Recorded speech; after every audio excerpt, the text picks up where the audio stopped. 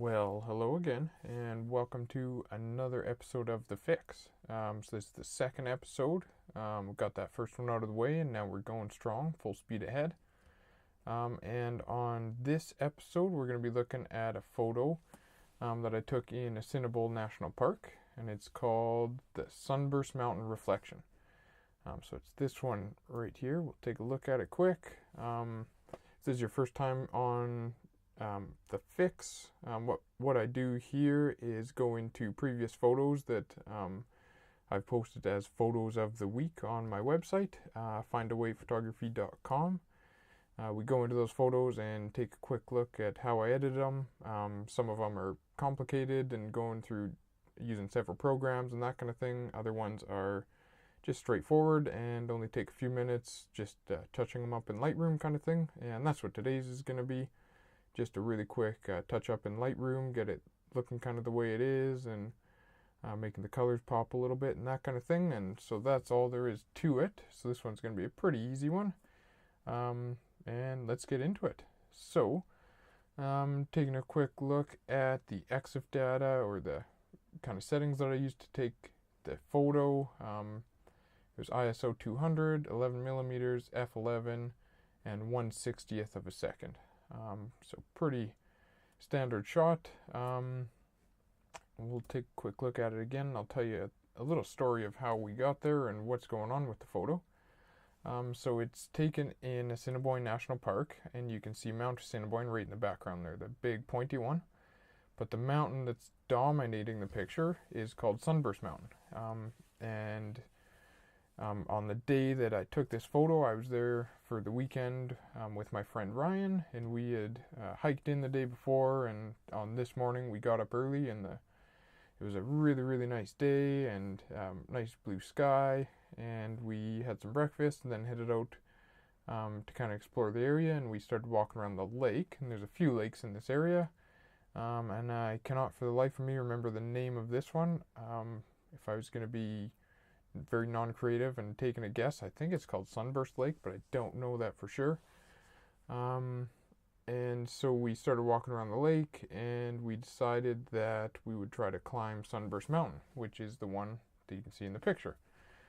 So on our way back, we walked a little bit further past here and took some pictures. On our way back, we headed up around this edge of the lake. You can see where my mouse is there. We headed up through that loose rock up onto the shoulder. We weren't really sure how to get to the top. We had heard that you could. So we just kind of figured it out as we went.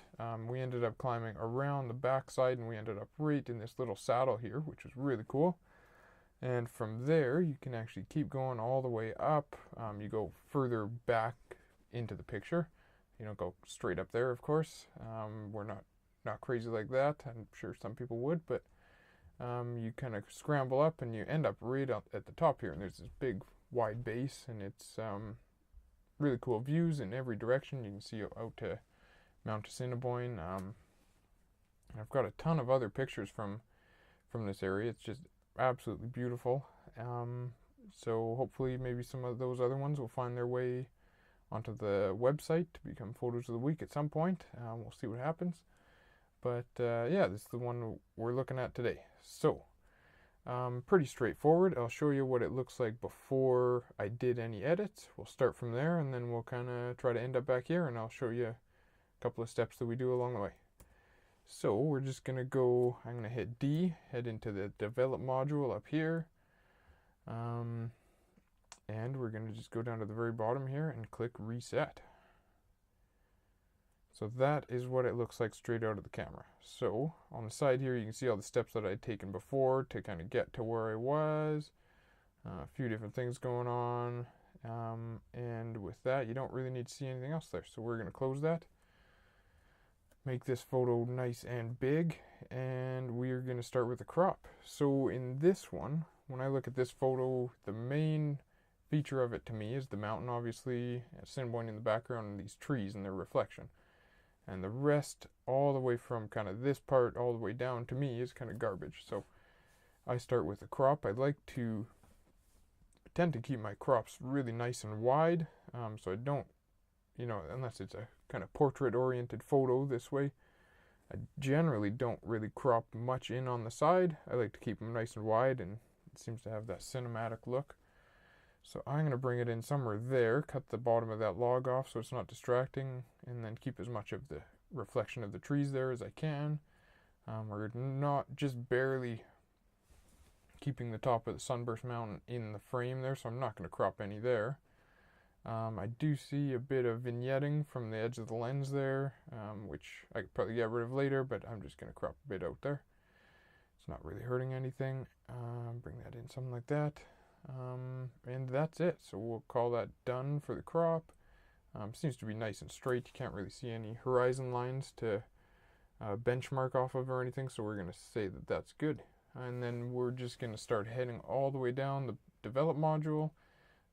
Starting at the top, I'm going to leave the white balance where it is right now. I might come back and tweak the temperature later. And the exposure, I think we'll leave. Usually when I do the exposure, I just kind of take a quick look at it, see if it needs to be brighter or darker, but also take a quick look at the histogram. And it seems to be pretty well balanced. We've got some lumps down here in the darks, and then it's fairly well spread out. Nothing's really cutting off either end, so I'm going to say it's pretty well exposed, and we're going to leave it like that. Unless you have the exposure compensation on in your camera, they generally do a pretty good job of nailing that exposure, so we're just going to call that good. Contrast, I'm just going to flick it back and forth and see what's going on. To me, going to the right and adding that contrast just makes things a little bit too inky. So on this one, I'm going to drop it down a bit, open up that contrast, and then we'll bring some of it back in just a little bit when we do the whites and blacks. So I'm just going to open it up a little bit, get a bit more range in there. And then highlights, I'm going to bring that down because I kind of like the way that sky looks and gets that blue color. If you're kind of looking at a different way, you can bring this out and you can see the edge of the mountain a little bit clearer. A couple different ways you can do it. So, but in this one, I think I like to see that little bit of cloud behind there, and make it look something like that. Shadows, what are we doing here? We're going to lift that up. For a general rule of thumb, I usually bring the shadows down, restart. Usually bring the highlights down and bring the shadows out. This tends to be the way I do it on most of them. And then the whites, so the whites are going to move just kind of this very end part of the histogram and move it kind of towards where it cuts off and becomes completely white. So a little trick here, if you want, you can hold down the Option key, and that's going to turn everything black. As I start to slide the slider to the right, you'll see these little dots start to come in, and that means that those parts that are showing up as that blue and white color are just beginning to cut off. So they're going to be pure white and have no color in them anymore. And you can see that on the histogram. It's everything that's kind of cut off right at the edge there is everything that's showing up in the photo. So lots of people like to go and take this until you just see the very beginnings of white coming in, and then you do the same thing on the blacks. Bring it in until you just see the beginnings of black coming into the frame, and the idea there is that you get everything from pure black all the way up to pure white covered in the photo. So that's one way to do it. I like to just kind of take it by eye. So that's about where we were, and I like to just kind of see what looks best. I think something like that to get some brightness out in this area, and you want those, when you see it with your eyes, those clouds are a pure white, so we're kind of aiming for that same effect here, so those clouds look natural and white, and they're kind of popping. So, and then the blacks, I like a lot of black in the photo. Seems to give it a bit of depth or something like that. I don't know what you want to call it. So I'm going to bring that down something like that. So just to double check, if I hold this slider, hold down the Option key, you can see that those spots that are popping out there are the spots in the photo that are pure black. So we're going to say something like that. Looks good. I'm going to add a bit of clarity. Sometimes actually decreasing the clarity actually makes it look pretty cool. So let's say something like that, maybe. I don't like to go too much here, but all the clarity slider does is it adds contrast, but only to the midtones. So not the bright stuff, not the white, not the dark stuff, just to those kind of middle colors. It makes them pop a little bit more. So that's all that's doing. Vibrance, we'll take a look at that one really quick. I generally don't like to go above 40 or 50 with vibrance, and some I stay well below it. Just kind of trying to find that happy spot where it starts to look good without making it look unnaturally colorful. And vibrance, the difference between vibrance and saturation. Vibrance brings out those kind of brighter colors like the greens and the oranges and things like that, whereas saturation brings out all colors right across the board. But vibrance is a little bit more thoughtful when it does it. Saturation is just gets in there and doesn't really think about it, whereas vibrance is a little bit more delicate and it kind of brings out those colors that it thinks would make the photo look better, if that makes sense. So something like that. Now let's see if I hit Y. So just taking a quick look, I like to do this from time to time throughout the photo. If you press Y on your keyboard, it shows the before and after. Shows them up here, before or after. So it's come a little ways for sure. Just kind of keeps you grounded, always checking back and seeing what you've done and how far you've gone. The other one you can do is the backslash key, and all that takes the whole photo and reverts to the original. Hit it again, it takes it to what you've done so far. So that's what we're doing. Before I go any further, there's a lot of blue in the sky, or a lot of blue in the photo, it seems like. And I think if I go to this guy and just maybe warm it up a bit, I can bring some of those warm colors back into the rock and into the trees and that, and get rid of some of that bluish that seems to be kind of taking everything over. Something like that, maybe. Let's try that. The other thing, if you just bear with me, I think I might have this app on my computer called Flux, and it seems to, when it gets past sunset, something like that, it kicks in, and so we're going to disable that. That's better. It kicks in and makes the whole screen warmer, and that just makes it so that if you're on your computer late at night, the colors aren't so harsh and bright and you can fall asleep after, something like that. I'm sure there's some science behind it or something, but in this case, let's get back into it. I'm going to say, warm that up again, something like that. Let's try that. Cool. This one I'm going to skip the tone curve. I'm not too worried about that. And this is the HSL panel, is where you'd pull out all of your specific colors. In this one, I'd actually kind of like to see a bit more color in the rock there. I think that's going to be an orange. So let's see what orange does. Yeah, it definitely brings out a bit. So let's say something like this. The other trick is, I think I covered this in episode 1, but you can click on this little dot, head over to the photo, and you can see where that little cross is. Anywhere that I click, let's say here, so I'm going to try to find that color that I'm trying to bring out. So this is kind of that orangey color of the rocks that I want to bring out.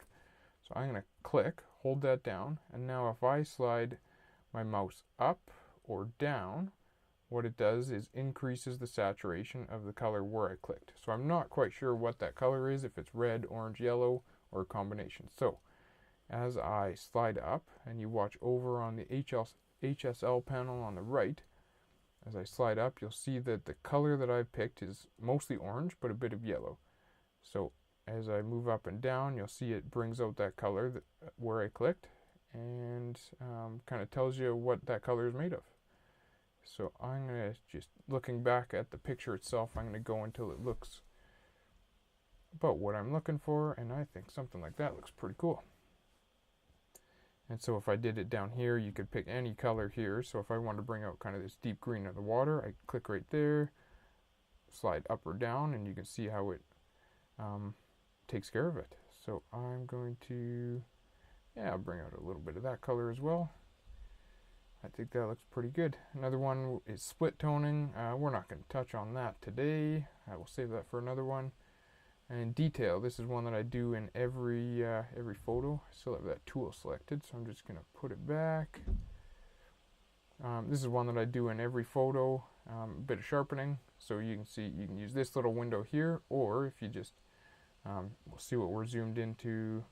So when I click, it's going to go 1 to 1. So that's means that for every 1 pixel of the photo, it's taking up 1 pixel on the screen, and that's kind of the ideal way to sharpen. And then I just find a spot that has the area that I'm kind of looking at, that I'm interested in being sharp. The water I don't really care, sky I don't really care, so probably these trees a little bit and this rock face, so something like that gives us a little bit of both. And we're going to head into sharpening right here, and this is just kind of taking a look at it.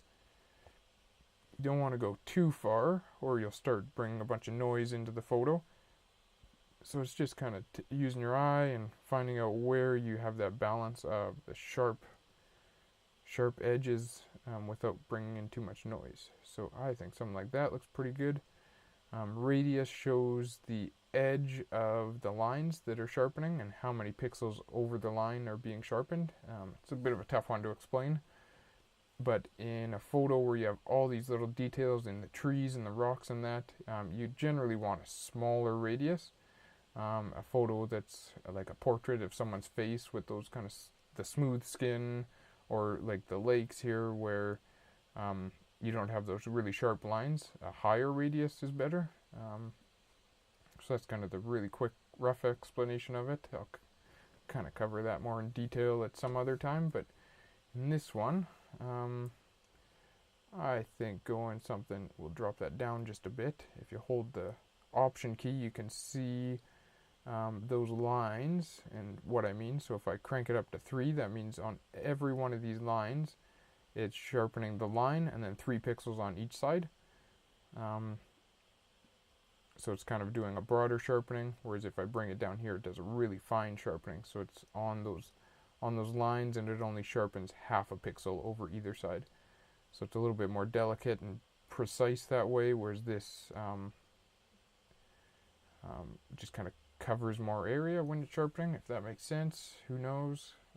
So something like 1 is what the default is, and it's generally a pretty good place to start. So if you're not sure, just kind of leave it at 1, but I'm going to bring it down to 0.8. And then detail, it's basically if you have a bunch of details in the photo, in the places that you want to sharpen, you crank it up.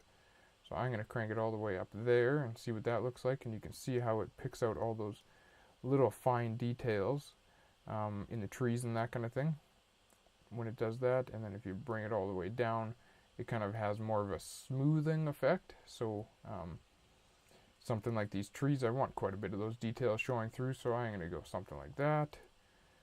I'm going to bring that amount up just a bit. And then the best one is when you zoom back out, you hold down Option again and you mask. So this is with 0 masking, and this is as I slide up, you can see everything that's black is not going to be sharpened anymore. So that's the sky and the lake. Don't really care about those. I'd rather not have those sharpened because that's just going to bring noise in. But all those fine lines in the trees and the mountain are being sharpened, and you can see that because they're white. And you can see a little bit in the reflection, which, yeah, it doesn't really matter. We'll sharpen that, and we can, if it does bring in noise, we can just take care of it in the next step. So something like that I think looks pretty good. Maybe a bit more. Yeah, and then we're still getting those details in the rock sharpened, so we'll leave it at that. And luminance, noise reduction. This is a different topic, and again, we'll probably cover that maybe in another episode. In this case, I generally just kind of, if I'm doing a quick rough one like this, I just kind of take care of the luminance, color, noise. So there's 2 types of noise, luminance and color, and I generally don't worry too much about color because it starts out with a bit of default sharpening at 25 anyways. So I generally just look at noise, luminance I mean. And for something like this, I look in the sky, in the lake, and places where I don't really want that sharpening, and that's where I take out the noise. Noise in the rocks is really going to disappear anyways, because all those little details, you can't tell the difference between little spots of noise and details in the rocks. So it's mostly these big flat areas like the sky that you worry about the noise, and it's actually pretty good. So we'll just bring in 11 or 12, 14, something like that. Good enough. And moving on, chromatic aberration is just a funky way of photographers coming up with complicated words to try to confuse each other. So it's just when you have sunlight behind edges, the light can diffract, and it creates these colors. You get these oranges and yellow and purple fringes on the edges of some things. In this one, there is some sunlight that could create some chromatic aberration, so we'll just check it on and forget about it. And this one is kind of hit and miss sometimes. It's trying to correct the distortion in that in the lens, which sometimes is very welcome. But in this one, I kind of like it more without it, actually. So we'll leave it off. And the reason that they put it right at the bottom is as soon as you check that box, Lightroom has to do all these calculations, and it slows the whole program down. So they put it at the bottom so that you can do all your other editing and you kind of leave this till last until you absolutely need it. But in this case, I think we'll leave it off. And you probably won't really notice the difference with speed anyway, so if you want, right at the beginning, you can go and see if this makes any difference before you do any of your other edits. And I'm just going to skip all the way down to this vignetting. We'll add a bit of vignetting around the corner and bring that, that kind of just draws the focus into the middle. And we'll leave it at that for now. And then I want to do just a little bit of kind of local adjustments. So it's reset now. If you ever have, a bunch of stuff in here, you're not sure what's going on, to reset it, you just double click effect, and it brings everything back to zero. I do actually have one in here, a preset that I made just because I was doing it all the time, called Darken Bottom. It's just a little bit of exposure reduction, and then I bring in a little bit here just to darken that. And the other one I'm going to do, we're just going to do another one, darken it a little bit more, let's see, we'll go into that one, spread it out a bit. So you don't really need to do two, you could do just one of these if you really wanted. I kind of do two, and it fans them out a little bit more, and then maybe this one I'll go and darken it even a bit more. And the idea with this is you just kind of have this transition from dark to light. Having transitions in photos is always a good thing, either from high contrast to low contrast, or bright to dark, or something like that. It just kind of draws the person's eye, whoever's looking at the photo, draws their eye into the photo. But we'll do something like that, see how that looks. And let's take a look. So if I click this button, it'll show you on and off with those filters, and you can see how it kind of has that effect of darkening along the bottom and drawing your eye into it. It's kind of a personal preference. Another one is I'm going to add a radio filter here. I've got another preset called Extra Pop.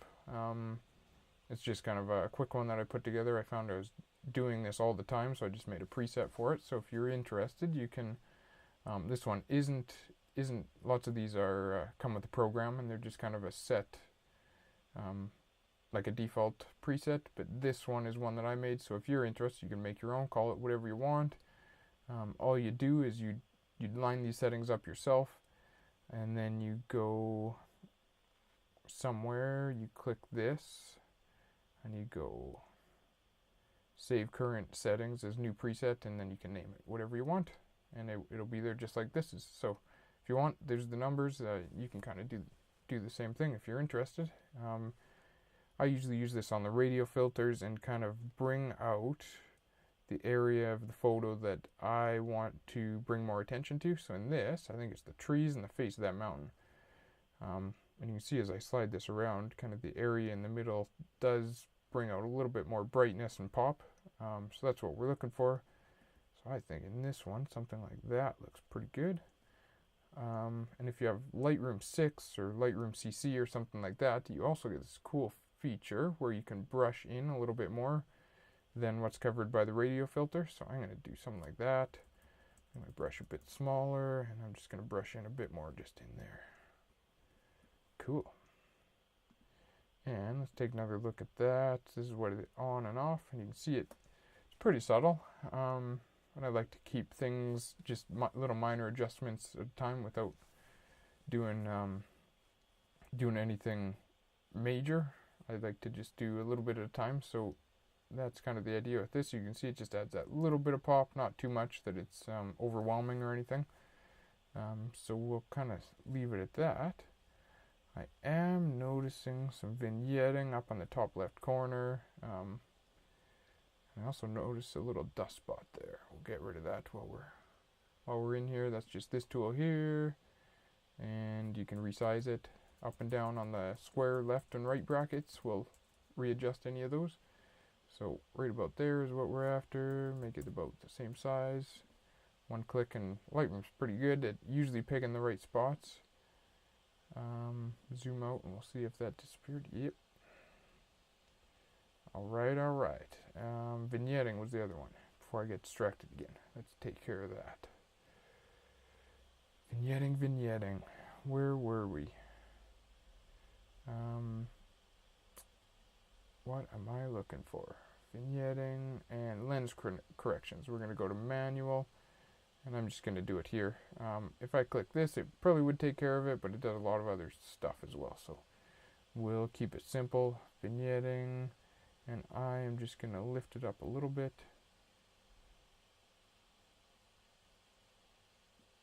Pretty good. There is a little bit left, so I'll just take that out with the crop because I'm too lazy to do anything else.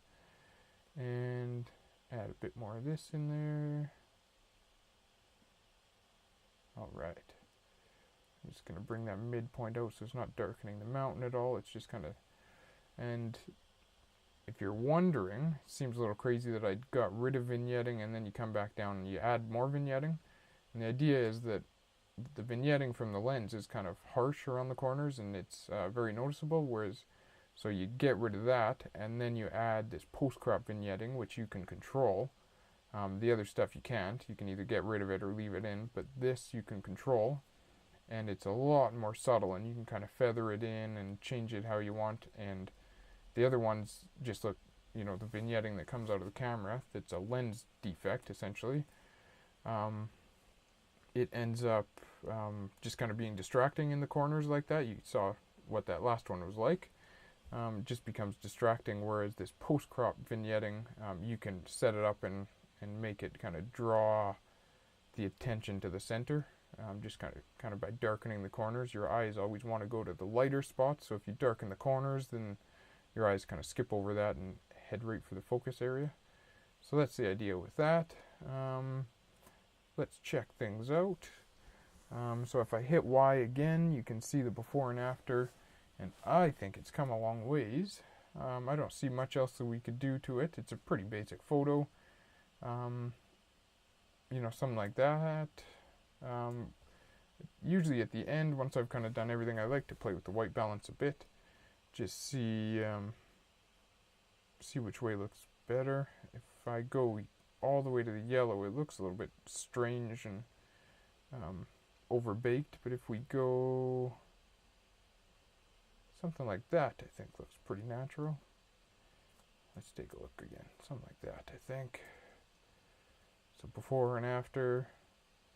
You can see just with all these raw files, they kind of come out of your camera flat and kind of boring, not much contrast, but with a bit of work in Lightroom, you can do a lot with them, bring out all that color and saturation and contrast and everything, make it look something like that.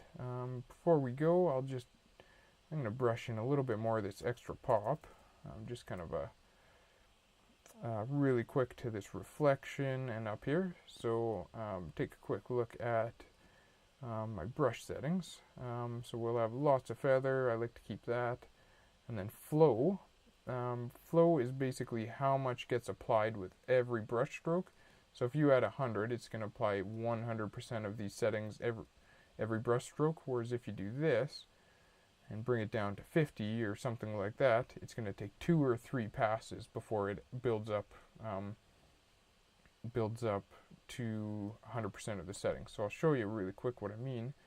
So I like to keep it anywhere from 70 to 100, depending on what I'm doing. But in this, I'm just trying to do kind of a little subtle brushing in, nothing crazy or too much, just bringing in a bit more pop into these colors down here, maybe up here. And so I've done quite a few passes over the trees and the reflections. So if I hit O, that's going to show me my overlay and show me what I've brushed. And you can see if I keep brushing over this area, it kind of builds up those brush strokes. And if I just do one little pass up there, you can see how faint it is. So that's what flow is. Flow is just that's what's applied each time, but as I brush more and more, more gets applied. So we'll get rid of that. I just hit the Option key and brush that out. The Option key gives you the negative brush, which acts kind of like an eraser. And nobody will notice that anyways, so yeah, I think something like that. Maybe a bit more up on the face here, a bit more in the trees, and if I hit O again, that makes that disappear. Let's see what that looks before and after. So again, not much, just a little bit more contrast, a little bit more color and pop.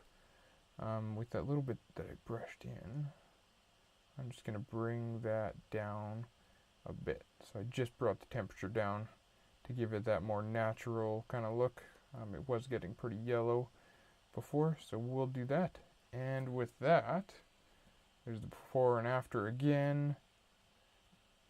Hitting backslash before, after, and that's about it. So one raw file, processed all in Lightroom, nothing fancy going on, just a top to bottom in the develop module through all the panels, or most of the panels, and then a little bit of spot removal and some cropping, and then just some local adjustments with radial filters, graduated filters, some brushing, that kind of thing. And that's about it. So we'll full screen, let you take a quick look at that one. And that is the Sunburst Mountain reflection photo of the week. And that is how it's done and what I did to process it and make it look the way it did. So thanks for joining me again for the second episode of The Fix, and we'll see you next time for episode 3.